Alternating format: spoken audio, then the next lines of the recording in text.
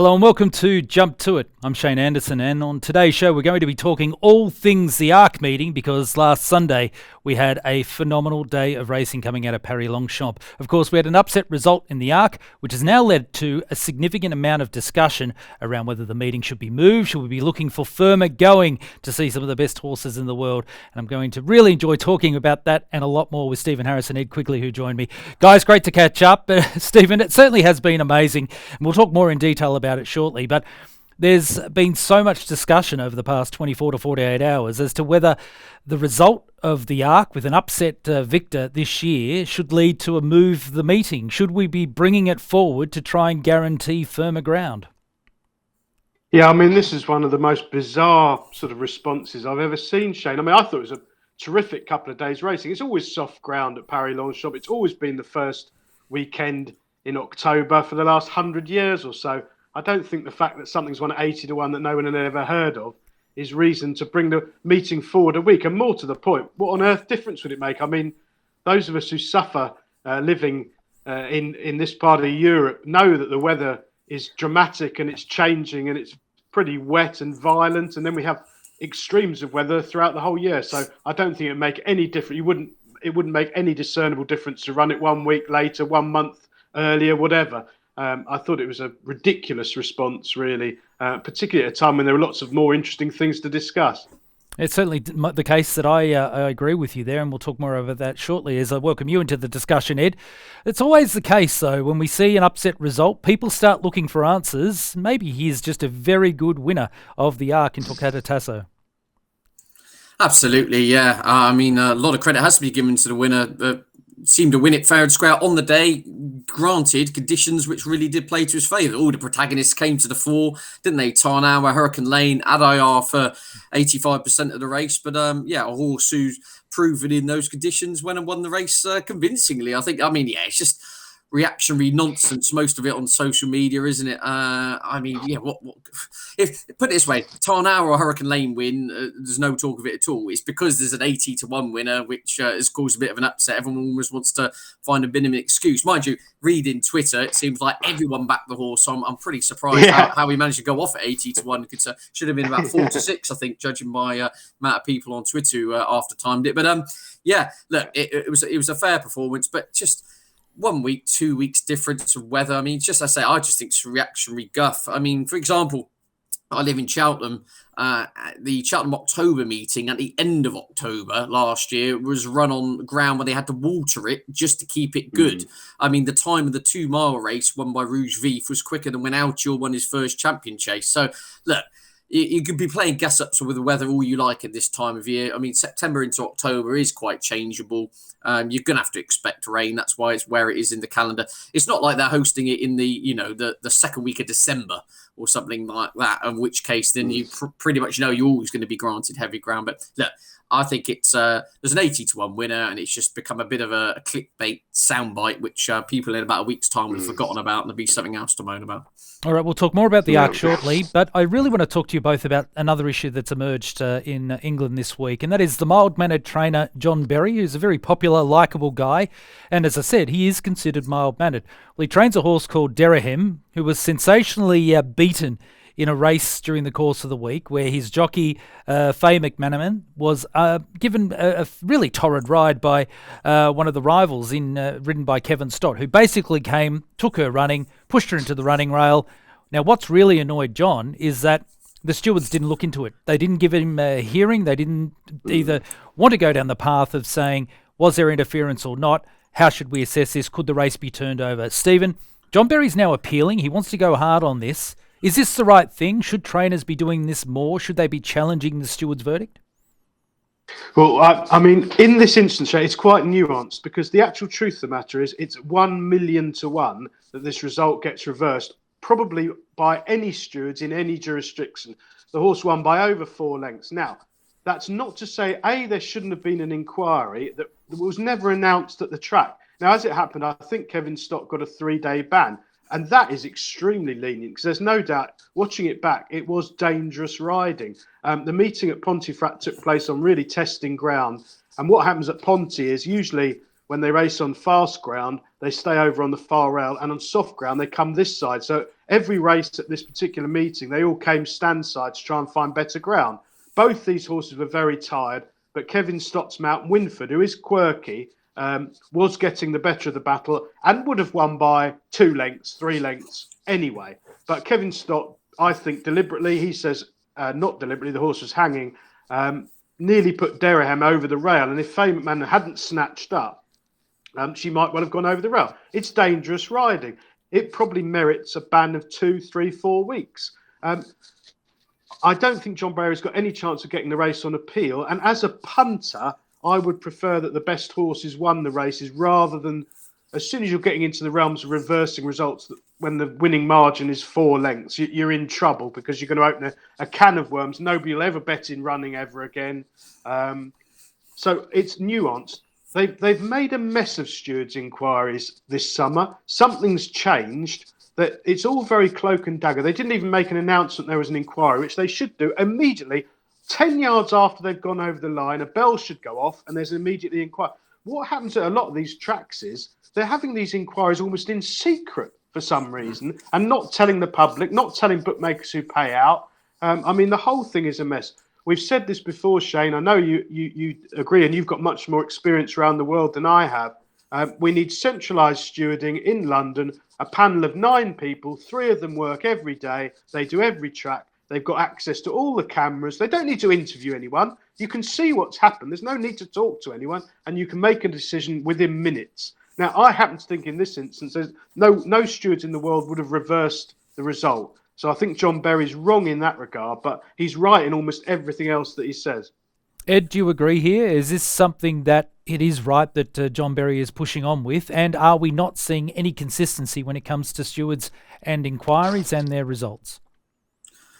Yeah, I mean, consistency. We've had this chat on many a previous show, haven't we, Shane? Consistency. The consistently inconsistent would be the way I think we phrased it in the past. In regards to John Berry, I think he knows in his heart of hearts he's not going to get this reversed.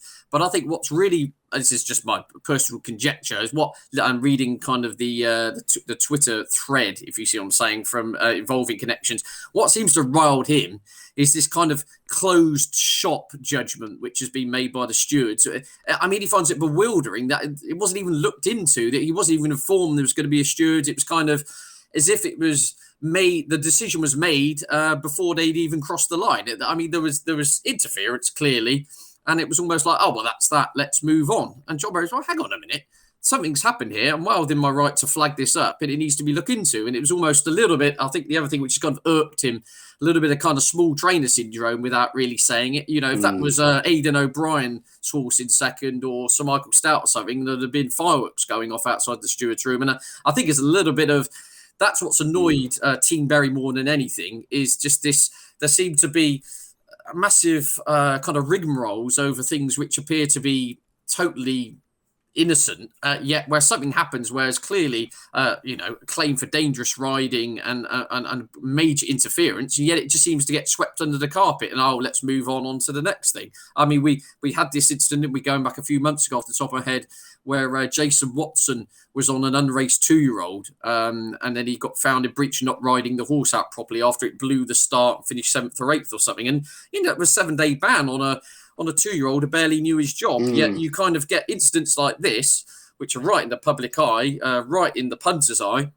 And yet it does leave a kind of bit of a sour taste in your mouth when it's almost a bit like, oh, well, yeah, anyway, on to the next. And it just seems to be no kind of logical consistency to, there just seem to be almost reactionary emotive kind of guidelines. And I could be totally misplaced in that comment, but I think what's annoyed Team Berry more than anything, I don't think they're expecting to get this reversed, but it's the kind of dismissive nature into which this is just not even being looked into.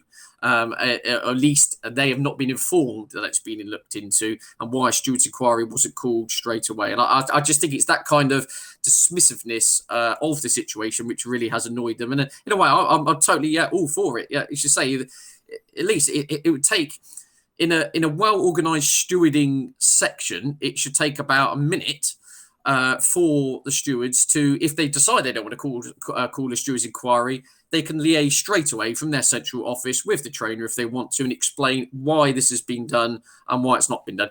as Stephen says, there's this element of kind of cloak and dagger, and we'll make the decision. And anyway, you don't need to know. Let's move on to the next. And I think it's that dismissiveness, which essentially is the heart of this, which is royal connections from what is a relatively small stable in the flat racing world. I think the sort of big issue that I often struggle with, particularly when it comes to racing in the UK, is that for a massively professional sport, there still seems to be so many amateur-style decisions made that just don't get explained properly. But anyway, we've talked about that numerous times previously, and no doubt we'll talk about it again. Let's go back to Sunday and the Arc meeting at Paris Longchamp. We'll go to the big race itself, the Arc, Stephen.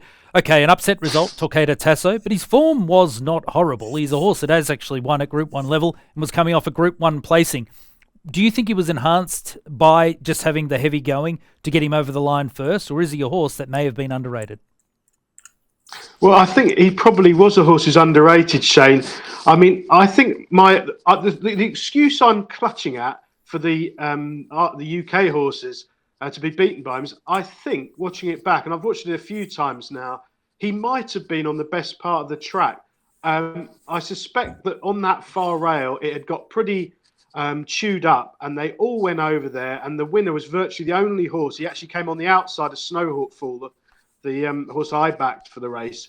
He travelled really well. There was no fluke about the performance on the day. He obviously revels in deep ground. I just wonder the fact that he was on the wing up the middle was an advantage. I mean, I think if you ran the race again, obviously we've had this discussion a lot. It's pointless. You're not going to run it again. But the good news, Shane, is, and this is something we must talk about. He is going to come back and defend his crown next year. He's going to be aimed at the Arc, and I think that's brilliant for flat racing. We often moan about it. I certainly do, as someone who's more a follower of the jumps. But with flat racing, it can be so fleeting. These horses come and they go. But they've already said that for next year, Torquator Tasso is going to be targeted at the Arc, and I think that's brilliant. I mean, I suspect if you ran the race again tomorrow in the same heavy ground, he'd still probably be a 10 or 12 to 1 chance. I think everything did pan out ideally for him.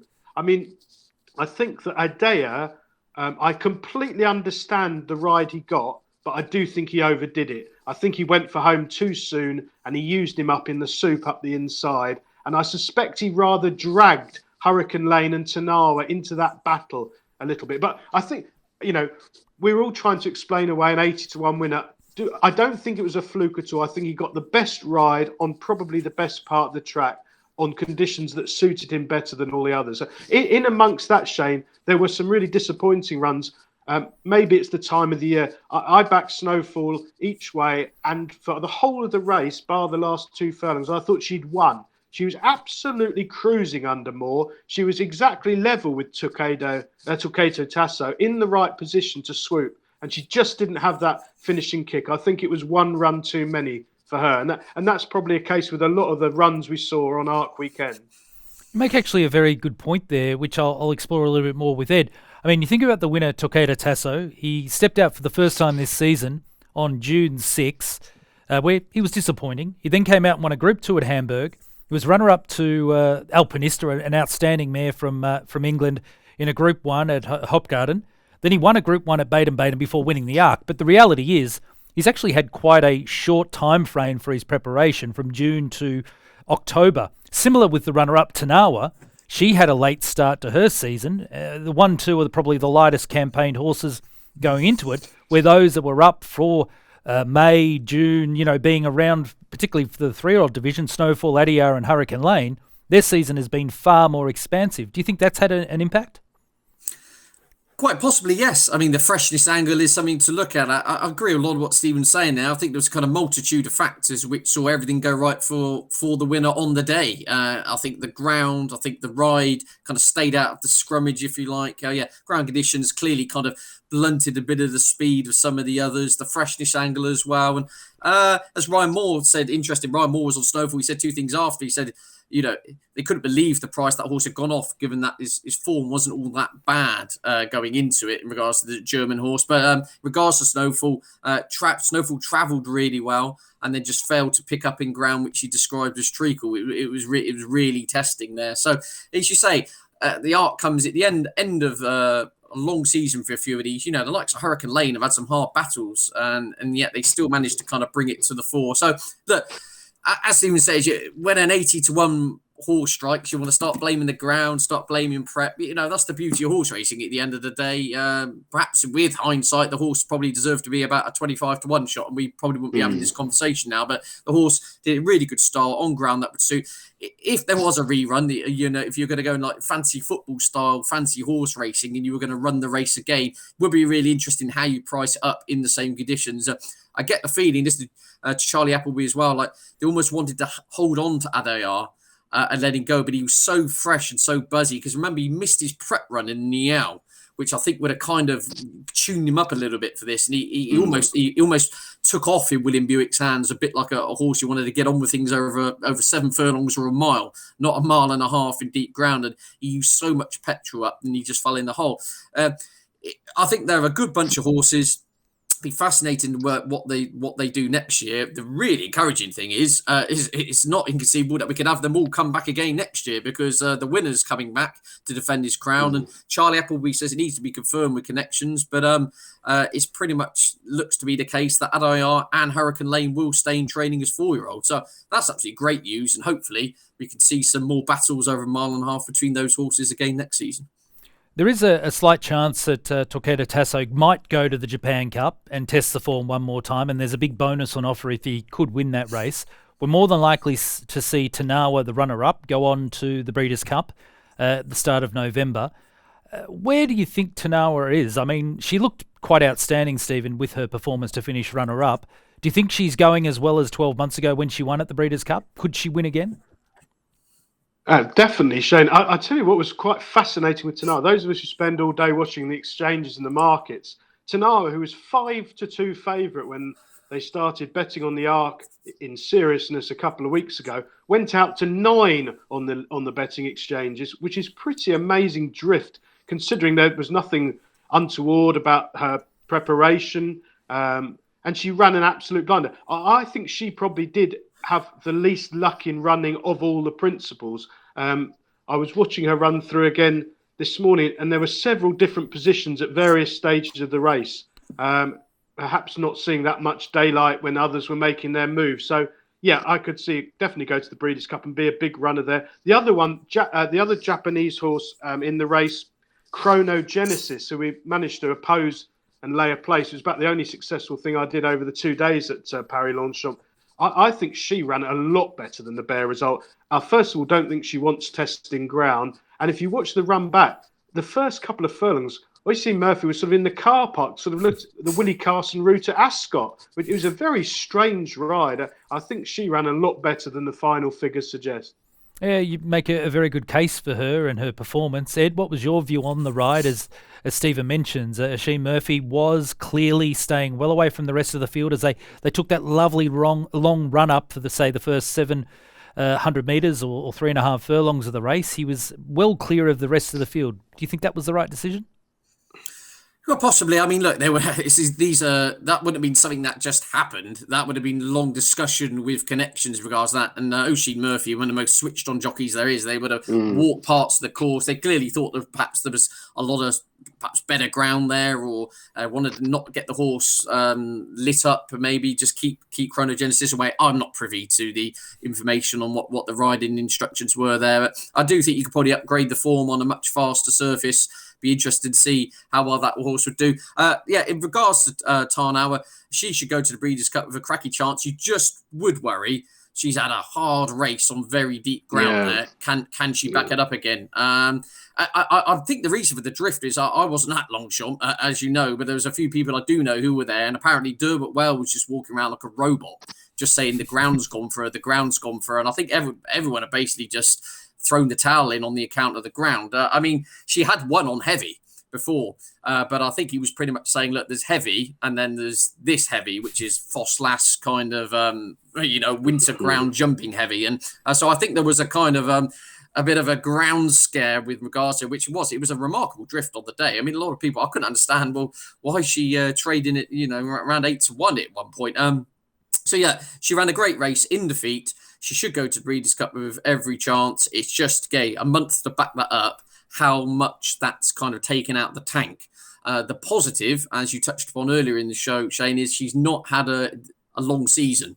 So she's still got kind of a bit of mileage, you think, there. She's had a hard race, but she's pretty fresh compared to some of these other horses which have been on the go, going, dated back to the Dante and, like kind of Craven weekend, going back to the start of May. So, yeah, I think she could run a huge race again in the Breeders' Cup. Bit of better ground. She'll definitely get better ground over there. And, I wouldn't write her off defending her crown.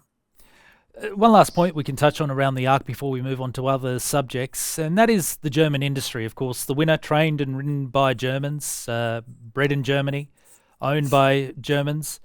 It's been a resurgence in many ways over the last decade around the German breeding industry in horse racing, yet their racing product has still got some significant challenges, Stephen. I mean, when you look at some of the horses that have come out of the German system, Daydream was a brilliant winner of the Arc. Torquator Tasso is another one now. Of course, they had in Australia, Protectionist went down and won a Melbourne Cup. Almandon was another one who won multiple Group 1 races. There's such quality in the German stock, yet their racing product seems to be letting them down. Now, I know that there's a big push to try and regenerate the betting angles in German racing, because they do get good crowds to their tracks, but they're not getting people betting online. Online betting is what they see as being the saviour of the sport over there.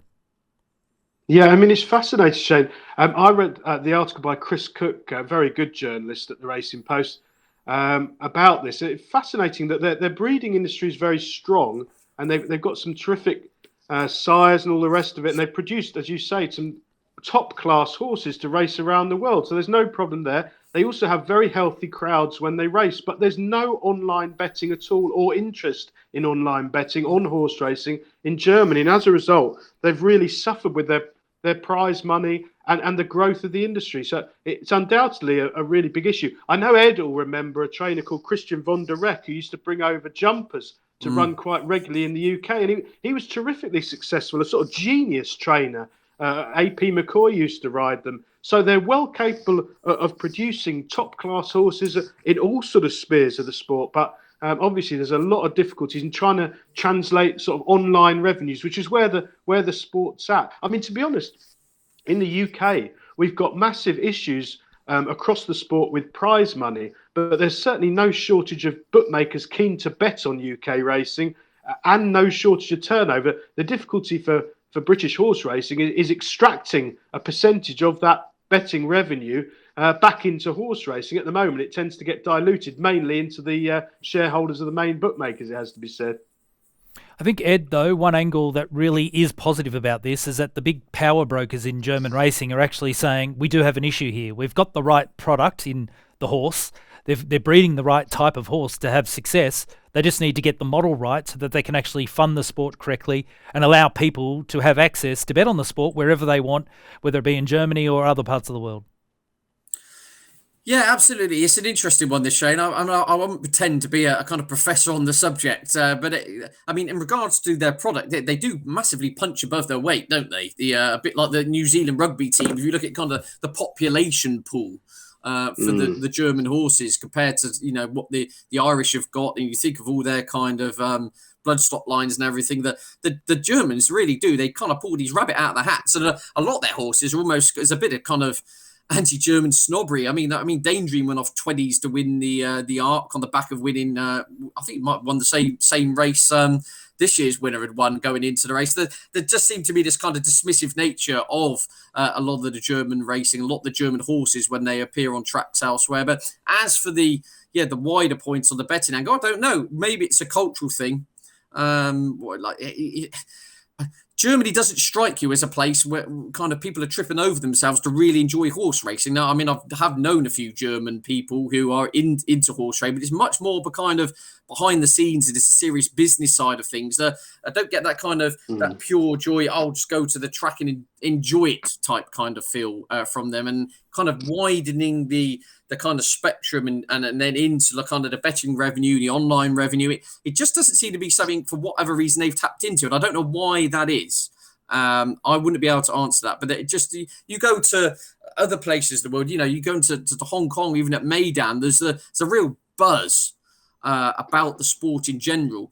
When I speak to people who have known people involved with the kind of German horse racing thing, it's almost like it exists on the track and that's done, and then we move on to the next day. There's no kind of great fallout, no kind of build up. You don't have people like listening to idiots like myself waffling on about 2-mile novice chases on the Thursday afternoon. There just seems to be this a game. I don't know what the phrase is it for it really, Shane, but it just doesn't seem to have hit that kind of the nail on the head in regards to opening it up to a kind of public spectacle, and maybe in time that will change. And you'd think when you're sending winners over to the biggest race in Europe and coming back, being able to kind of fly the flag, it would widen the appeal somewhat. But again, it just seems it builds up for 1 or 2 races with the German horses, and then just seems to fade away as a kind of wider interest. And why that is, so yeah, I wouldn't be able to give you the answer to that, Shane. You do raise a good point, though. Perhaps if they do move to an online betting product and go hard at it, because there is evidence that the Germans do love a bet. They certainly love betting on football, as a lot of different countries around the world do. So hopefully, if they can get the model right, there might be a way to really boost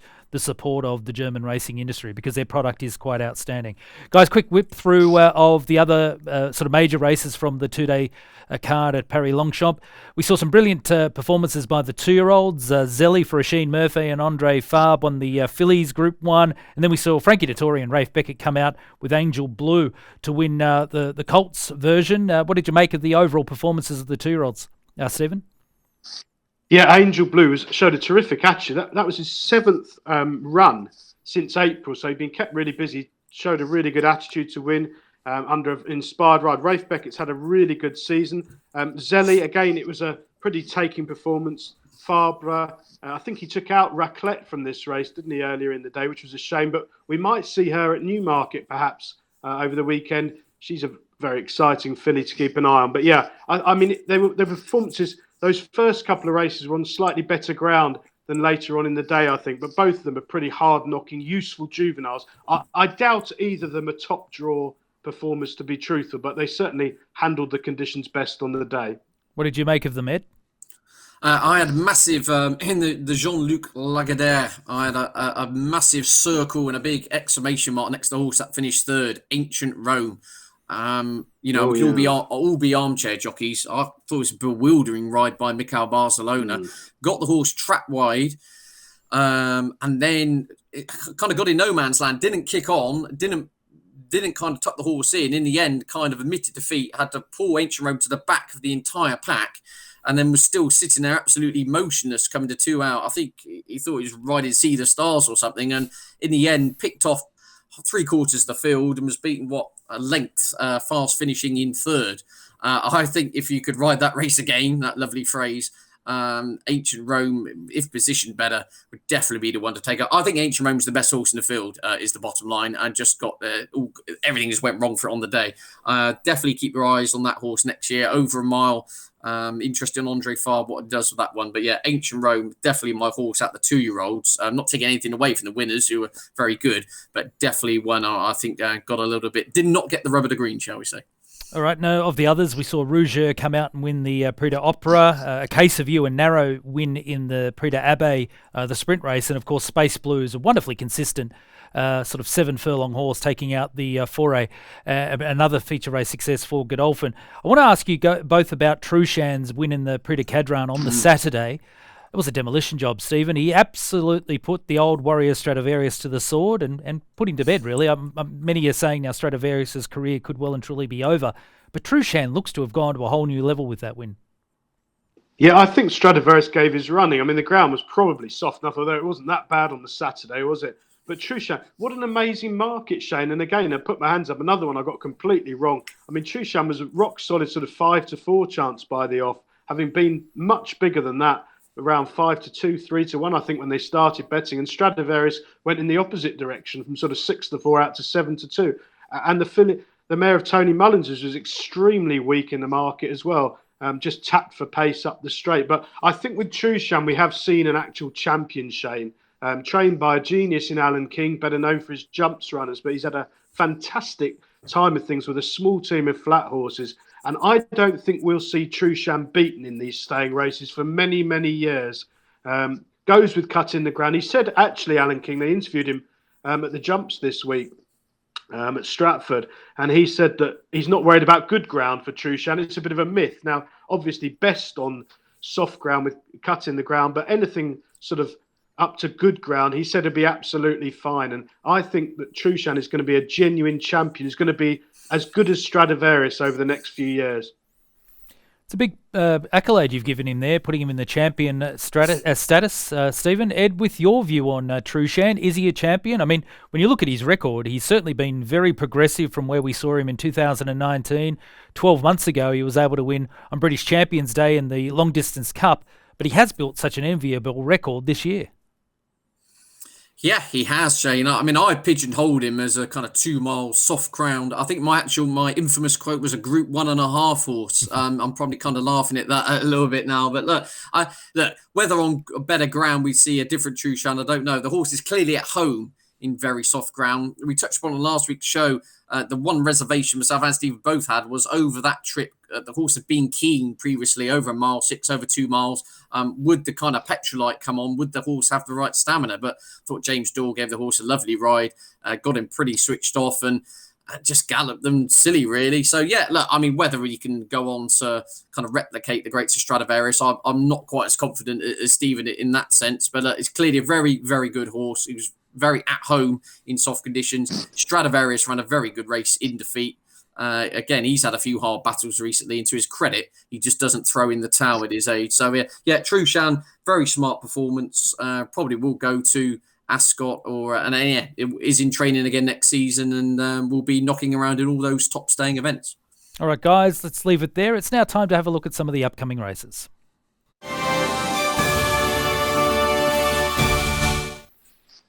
We've certainly got some fascinating racing coming your way over the next few days, and we start with Newmarket because there's Group 1 action in England and it's all geared around the 2-year-olds. And on Friday, we've got the running of the Bet365 Fillies Mile. Let's have a look at the field and the market, courtesy of IrishRacing.com with the market by Bet365. Bouquets in the field, John Gosden and Rab Havlin at 20-1. Cachet, James Doyle in the saddle for George Bowie at 22-1. Concert Hall for Aidan O'Brien and Ryan Moore is currently at 7-1. Short price favourite is Inspiral for John Gosden and Frankie Dettori, 6-5 on the daughter of Frankel out of Starscope. Magical Lagoon, Jessica Harrington, Shane Foley at 11-1. Majestic Glories in the field, Andrew Balding and David Probert at 14s. Mise en Scene at 13-2, Sheen Murphy for James Ferguson. Rob Hornby is riding the Reef Beckett trained Prosperous Voyage at 33-1. And Wild Beauty is the other one that we need to touch on there.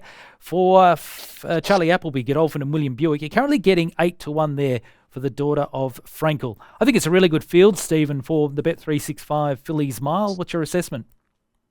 Well, I think the first thing to say, Shane, is that this at the moment it's good to soft at Newmarket, but there's no way in the world it'll be good to soft. I wouldn't have thought, certainly by the weekend and probably not by Friday afternoon. So I've assumed sort of good, maybe faster side. I think it's quite windy and it's virtually 18 degrees and sunny there. So things are likely to quicken up. I've been very impressed by Inspiral, not very original.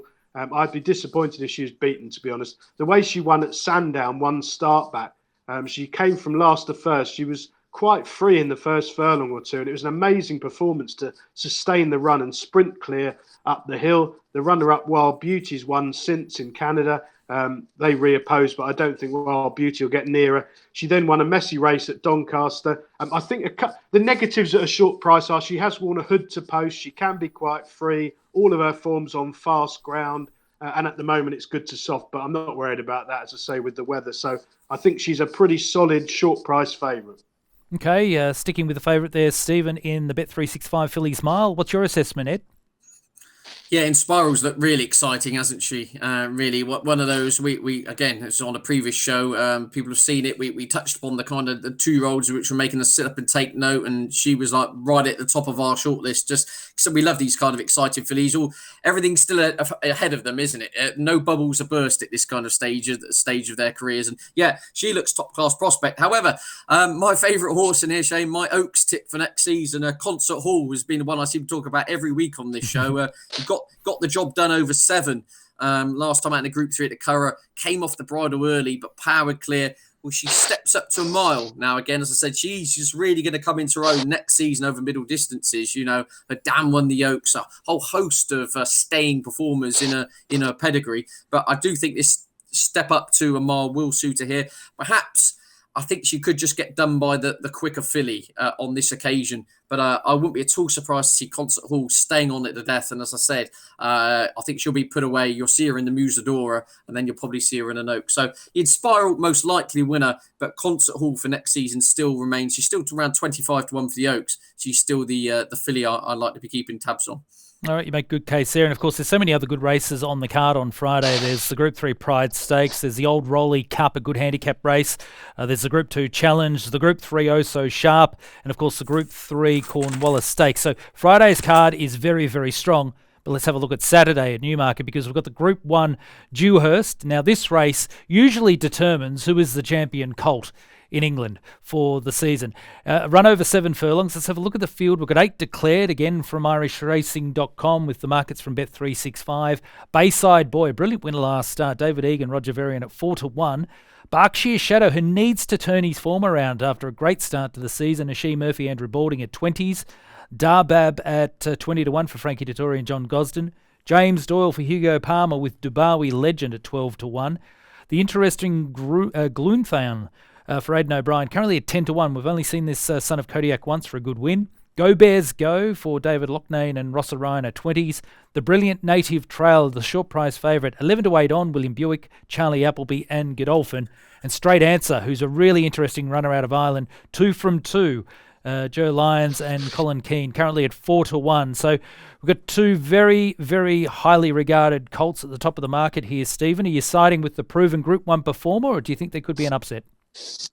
I really like Bayside Boy here, Shane, a horse I've stuck with. 2 from 3, Roger Varian flying along as usual. He's a horse, I think he's got a quirk, but he's thoroughly game and genuine. He might not want to be in front too long. I don't think he does a lot in front. He got chinned at Newbury by Massacala when he was idling, in my opinion. And last time at Doncaster, he turned over a very smart horse in Reach for the Moon. I think here that you can make a case Bayside Boy is the same horse as Native Trail. They've both got short-headed by Massacala. Bayside Boy got beaten. The other Native Trail actually won by a short head from Massacala. There's very little between them on form. If you want to pick holes in the 11 to 8 on favourite, you could say that run in Ireland might not be all it seems last time out. The runner-up Point Lonsdale was very laboured from a long way out, and I don't think gave his running. The third home, Ebro River, has since fallen out the back of the TV at Paris Longchamp, and the fourth's been tailed off as well since. So it might not be all it seems. And one of them's 8 to 11. The top one's 5 to 1. I really like the top one. David Egan rides, knows the horse well. There's loads more improvements come. They've definitely not got to the bottom of him. As I say, he's 5 to 1. I think it's a very fair price. Okay, there we go. A bit of value from Stephen with a longer price runner in the Dewhurst. Ed, what's your view? Are you with the favourite, or do you think we could also see perhaps a slight upset? Well, this is my weekly get my tin of splinters, sit them on my backside, and off we go again. I've got no idea with this, to be honest with you. I'm happily sitting this one out from a betting point of view, Shane. What I do find fascinating is the unknowns in here, don't we? We've got this Straight Answer of Joe Lyons, who won a listed race. Form doesn't really amount to much, but has not had to come off the bridle to win so far. I was looking through the roll of honour of like horses. Aidan O'Brien has, had a lot of horses in this, a lot of success in this. He relies on a double-figure priced horse in here, Gloomthane, who's kind of really going into deep waters on the back of a Curragh maiden, but was powering clear at the end of 6 furlongs and goes up to 7. And then you've kind of got some of these forgotten horses in here, like a horse I know you were a big fan of earlier in the season, Shane, Berkshire Shadow.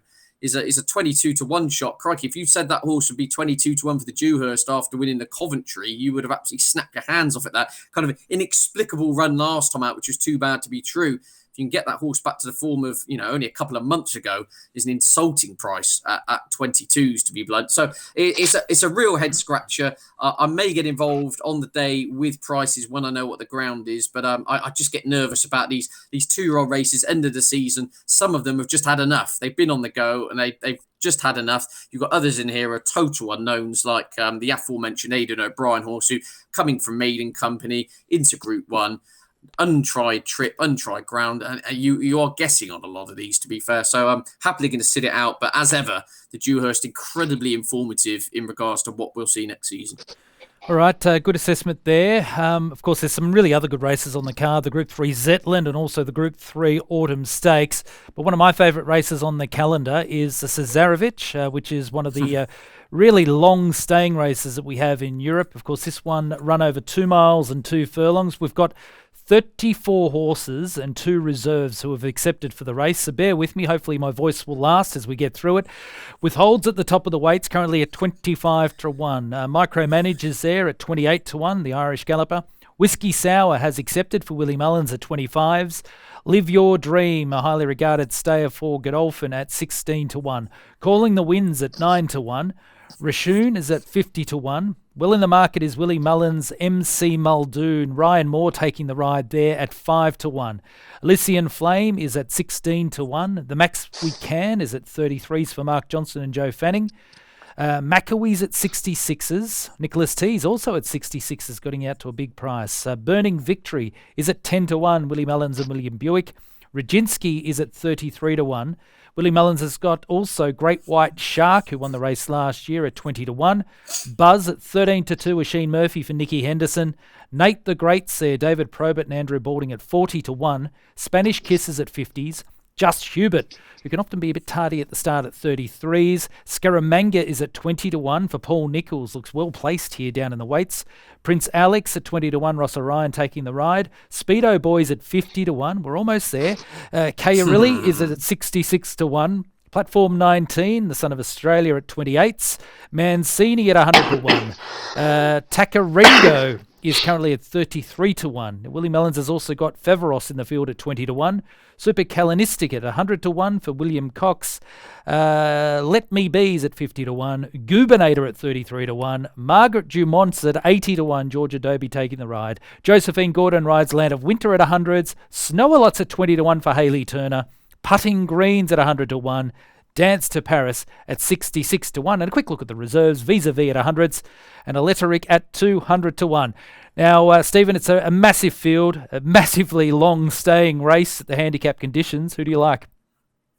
Really tough, Shane. Not made any easier by Willie Mullins running 6 horses in it, who are very hard to assess on the flat. But it's a fascinating race. Play each way. Find a bookmaker offering at least 6 places, probably more if you look around with 36 odd runners. I think Calling the Wind is the one solid standout, definite stayer. Will love the drying ground.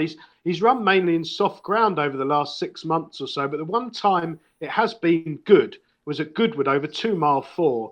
And it was one of those races where in running he was odds on with, half the straight at Goodwood to go, because he was absolutely cruising all over them. One with stones in hand. He then dropped back to a mile 4 at Newbury. He was a huge drifter, but ran a screamer. I think he's been laid out for this race. He definitely stays. He definitely goes on good ground. Maybe if there's still a bit of cut in it, we don't know by Saturday, but I think it'll be good ground. And the icing on the cake is Richard Hughes is flying along as the season comes to a close. He's 4 winners from his last 23 runners. So they're going really well at a time when some stables are perhaps not at their peak, having been on the go all summer, firing on all cylinders. Andrew Balding, we just mentioned in the race before, I think his horses have gone off a bit, to be honest. They've been absolutely flying for 4 or 5 months, and I think plenty of them have had enough for now. So perhaps avoid some of his runners. Okay, thanks for that, Stephen. Ed, what's your view?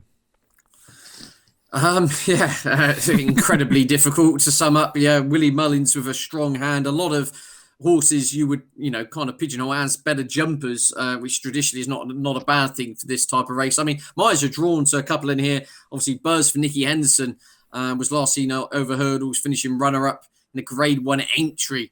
Of course, a very smart form. And you've got Burning Victory for Willie Mullins out of his 6 representatives. William Buick's riding that one. Of course, Burning Victory won the Triumph Hurdle a couple of seasons ago at the Cheltenham Festival. Some really smart form. As I said, the Newmarket card, I'm taking a big swerve with generally in regards to betting, Shane. I think this is incredibly difficult. This really is hard stuff. Every race is really a real head scratcher. But I'd be tentative with Burning Victory off 94, totally unexposed. So still William Buick in the saddle, Willie Mullins. It'd be a token suggestion at around the 10-1 mark. All right, one at 10 to 1 there. And look, I actually don't mind Scaramanga. I think at about 28 to 1, 30 to 1. Just might run a decent race for Paul Nichols. All right, let's switch our attention to Sunday. Some great racing coming out of Ireland, including flat racing from the Curragh and also a really good jumps card. We'll start with the Curragh. And the first race that we'll focus on here is the listed Testimonial Stakes for the 3-year-olds and older. Run over 1,200 metres, 6 furlongs. And the field is likely, although we're still waiting for it to be finalised, will likely have Laugh a Minute in it. Wright has been nominated for Johnny Murtagh. Strong Johnson's also there. Power Under Me for Joe Lyons. Dancing in the Street. Joseph O'Brien's got Dillawarra. Gildan is there for Joseph Murphy. Independent Missy's also been nominated for the race. Send My Love to You's also been added. A Star in the Making is there. Stormy Girl, Amar Cherie, Elizabethan for Aidan O'Brien, and Friendly, another one there for Aidan O'Brien. And a couple more to touch on. We've got Let's for the Condon Yard, Aidan O'Brien with More Beautiful, Teresa Mendoza for the Condon Yard, Henry de Bromhead with Thank You Next, and White Lavender is the 19th of the nominations for the race. So still waiting on the field to be finalised though, Stephen, but who do you like off the nominations? I think we might have lost Stephen there, so we'll check his line once again. And Ed, I might just bring you then into the conversation and get your views so we can get Stephen back online shortly. But is there one that's standing out at this stage for the testimonial? Yeah, well, whilst Stephen just gets his coins in the meter, the one I was looking at was Riot for Johnny Murtagh. A frustrating sort, seems to... It's kind of consistent and frustrating in equal measure. But however, I think it was a bit of an experiment last time out in a 5 furlong handicap. Dropped back to minimum trip. Was out wide, kind of got shuffled back, looked totally outpaced over that distance before making some eye-catching late headway. The Curragh, we know, is a pretty stiff 6 furlongs. I think coming back up in distance, I think Riot could go well in this race. But yeah, a lot of horses scratching around for form here. That's the most striking thing when you look at it, Shane. Lots of horses in here where don't have many wins next to their name. That kind of sums up all you really need to know. If any of these can strike at listed level, I think all connections will be absolutely chuffed. All right, thanks, Ed. Stephen's back with us. What's your view on the testimonial, Stephen? Yeah, I quite like Gerline's Power Under Me here, Shane. He's been running really well all summer, including over this course and distance. He ran a cracking second in the Phoenix Sprint Stakes, 1 run back. And I was looking for an excuse for last time when he was disappointing. And if you watch the run back in the stalls, he went absolutely bananas. He didn't get a clean break at all. So although he was disappointing on the face of it, there is an excuse. So if he can bounce back to his run in the Phoenix Stakes over course and distance, 1 run back, I'm sure he'll go very close. All right, that's the testimonial. Now, we've still got 53 horses nominated for the Irish Cesarewitch, so we won't go and show you all of the nominations, but I'll highlight some of the leading contenders for the race. Acadian Sunrise is currently the 6-1 market leader. Burning Victories there at 13-2. Turnpike Trips in the race at 8-1. Micromanage, who also holds a nomination, or an acceptance, I should say, for the Cesarewitch at Newmarket on the Saturday. Well, if they elect to go to Sundays, currently at a 10-1 chance. Coltor's at 12-1, and the rest of the field are 14-1 or bigger. So still a fair bit to work out there, Stephen, as to the final makeup of the field. But is there a horse that's standing out that you'd like to play on? Yeah, I like Coltor, Shane. Hopefully he'll turn up. He was a very impressive winner at Galway 1 start back, over 2 miles. And I think they've tried to preserve his handicap mark since. They dropped him back to a mile 4 at Bellestown last time out, and he got a very negative ride, never landing a blow, running on late to finish 3rd. That was quite eye-catching. He's relatively unexposed and lightly raced over these staying trips. And Dermot Weld obviously knows the time of day. I think he'll go really well. All right, Coltor as a good option for the Irish Cesarewitch. What's your view, Ed? Well, funny enough, there was another Dermot Weld horse jumping off the page a little bit, and that was Dalton Highway, who's been in pretty decent form as of late. Just on the basis, this horse has an absolutely cracking record at this venue. I did actually have the stats and managed to lose them, but yeah, it's become a bit of a win machine here. Really enjoyed this venue. Comes alive. Ran in last year's Cesarewitch over on these shores and kind of disappointed. However, as I said, at this track, just has an enviable record. Ground conditions should be fine. It's a double-figure price. So perhaps there are others in here who have perhaps haven't showed their hand yet. and have a few more secrets up their sleeve, if you see what I'm saying. But Dalton Highway enjoys this venue and can never be written off at this track. And another big race coming up on Sunday is at Limerick in Ireland, and this is the JT McNamara Ladbrokes Munster National Handicap Chase. It's run over 3 miles. Let's go through the likely makeup of the field, and we do have some odds available via our friends at Curragh. So courtesy of irishracing.com, Animix is currently 10-1 in the wide open affair. Chatham Street Lads at 6-1, Far Class at 6-1 as well for Gordon Elliott. Joseph O'Brien's Top Moon's a 14-1 chance. On the Ropes for Willie Mullins at 8s. Spyglass Hills at 16-1. Aramax at 8-1. Noel Mead's Snow Falcon is currently 16-1. A Wave of the Sea at 25s. Cavalry Master, very, very promising type, currently at 8-1. Kashari's at 20s. The Big Lens at 20s. Western Victories at 20s. Fairy Hill Runs at 12-1. Calder Grossa at 11-1. Wait and See at 20s. Mr. Fogpatches at 10-1. Mortals a 33-1 chance. Alpha Mixes at 8s. Dinny Lacey at 33s. Funky Daddy at 20-1. Bacchio's a 20-1 chance. Best Behaviours at 40s. Sapphire Lady at 33s. Smoking Gun at 33s. I Like the Way You're Thinking at 14-1. Dremore Lad at 50s. Minds Made Up at 40-1. Bold Emperor at 50s.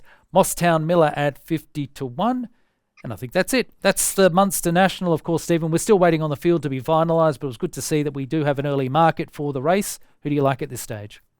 Yeah, this is a really hard race. I mean, I was really taken with Western Victory over hurdles last week. I've no idea if she'll turn up over fences just 9 days later, I think. But she's quite well handicapped. She's only had 8 runs over fences, and they've been preserving her chase mark by running over hurdles for most of the summer.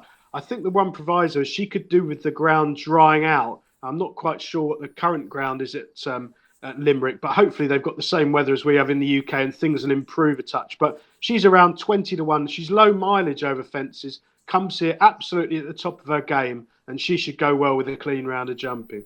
All right, latest on that ground. We've currently got it rated at yielding, so there's a bit of give in the track. It's not certainly too deep, Ed. Who do you like?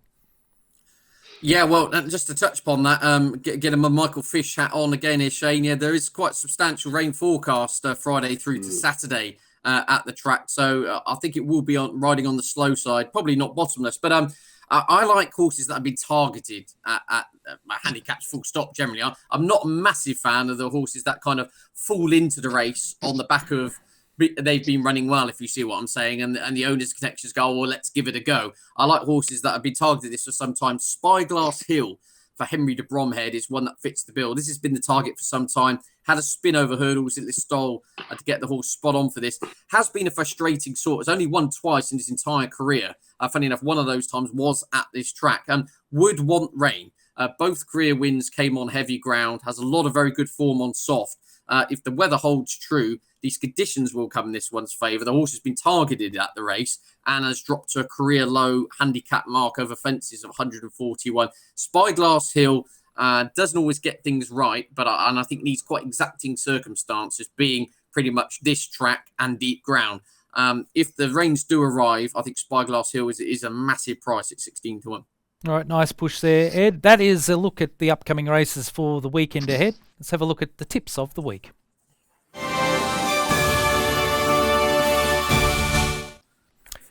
All right, Stephen, we'll start with you. Of course, you've had a phenomenal season for us here on Jump To It, but a little bit slow going last weekend, but you highlighted that. It was a tough weekend all round. Unfortunately, you lost 8 units for the week, but you're still well ahead overall at 54.5 units up for the season. Significantly couldn't do it for us in the Oakman Group Rouse Stakes. In the Challenge Cup, Tom Frey was a bit disappointing, and Suesa, of course, running well below par in the Prix d'Abbé. And let's have a look at who you like for this weekend. Are you confident? Yeah, pretty confident. So 3 good bets, hopefully. Starting off at York in the 2:37. It's like a bus timetable, isn't it? This race has been rearranged. God, no. I mean, we've mentioned this before, but the races all clash on the Saturday. You can run them at 2:37 or 3 o'clock in the morning. It wouldn't make any difference. They all run into one another. There's so much racing. But anyway, the 2:37 at York. Roger Fell, a yard I like. He's had a quiet season in the main, but his horses are back running really well now. He's 5 winners from his last 27 runners. Cockalorum, His York form, his last 2 runs have both been over this course and distance on decent ground. Under Jason Hart, he's run 2 absolute blinders. You're getting a big price because he ran apparently poorly at Ayr under Rowan Scott last time out, but he missed the break. He's usually ridden positively, never got involved at Ayr. Forget that run. His 2 previous efforts over course and distance are rock solid handicap form. Jason Hart's back in the saddle. I'm hopeful he'll be able to make all the running, and certainly he's a really good each way bet at double figures. And 2 I've touched on already in the Dewhurst at Newmarket, the 255. Bayside Boy, Roger Varian, the apple of his eye, his best juvenile. I think he's a much better proposition than the 11-8 on favourite Native Trail. I think they're the same horse, and I think David Egan will bring him through to lead late. And in the big race, the Cesarewitch, I've gone for Calling the Wind, Richard Hughes flying, proven stayer, loves decent ground. I'm hoping it'll dry out. I think he'll go really well. Play each way with a bookie offering 6 places. All right, some juicy prices there from your selection, Stephen, with Cockalorum at 16-1, so an each way chance at York. Bayside Boy at around 5-1 in the Group 1 Dewhurst, and then in the Cesarewitch Calling the Wind at 8-1. So hopefully we can get a good run for our money there. All right, Ed, let's have a look at your performances last week. And a marginal loss, you lost 2 units, but we weren't really going in at full steam last weekend. Glen Shield, well, shall we say, pretty disappointing in the Bendigo Stakes. And, of course, Snowfall, who, as you touched on, I thought you assessed it really well. I mean, she did look the winner for a long way of the Arc and then just failed to run on in that last furlong and a half or so. So she let us down there, but only 2 units lost for the week, and you're still 7 units up for the season, so you're ahead of what we would hope. Let's have a look at who you like this weekend. Yeah, familiar theme to these tips, or I say a lot of consistency, just like the stewarding to my tips this weekend, Shane.